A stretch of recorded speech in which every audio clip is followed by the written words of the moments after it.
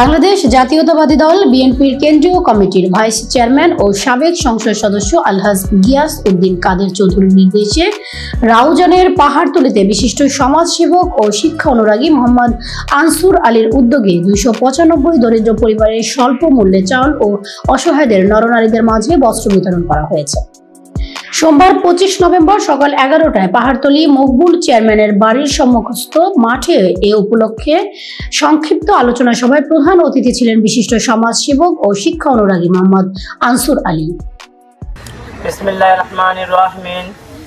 বাংলাদেশ জাতীয়তাবাদী দল বিএনপির কেন্দ্রীয় কমিটির সাবেক ভাইস চেয়ারম্যান আলহাজ গিয়াস উদ্দিন কাদের চৌধুরীর নির্দেশে আমরা নং পাহাড়তলী ইউনিয়নের বিএনপির নেতাকর্মীরা স্বল্প মূল্যে চাল বিতরণ করার জন্য প্রস্তুতি নিয়েছি ইনশাআল্লাহ।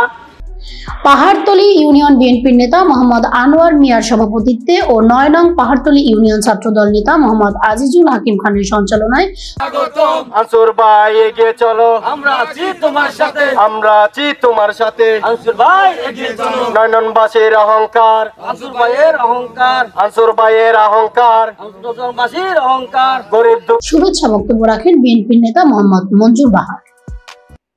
বিশেষ অতিথি ছিলেন পাহাড়তলী ইউনিয়ন বিএনপির নেতা সৈয়দ আমিন তালুকদার, যুবদল নেতা মোহাম্মদ সোহেল রানা, প্রবাসীর মাটিতে বৈষম্য বিরোধী আন্দোলনের অন্যতম সমন্বয়ক মদিনা প্রবাসী মোহাম্মদ আরাফাত হোসেন, উপস্থিত মোহাম্মদ নজু, মোহাম্মদ নাহিদ ইসলাম, মোহাম্মদ রাজন, মোহাম্মদ রাজীব, মোহাম্মদ রায়হান, মোহাম্মদ সাইফুল ইসলাম, মোহাম্মদ রিফাত, মোহাম্মদ আব্দুর রহিম, মোহাম্মদ খোকন, মোহাম্মদ শরীফ, মোহাম্মদ কাশেম, মোহাম্মদ রাসেল, মোহাম্মদ আলতাফ, মোহাম্মদ আনিস।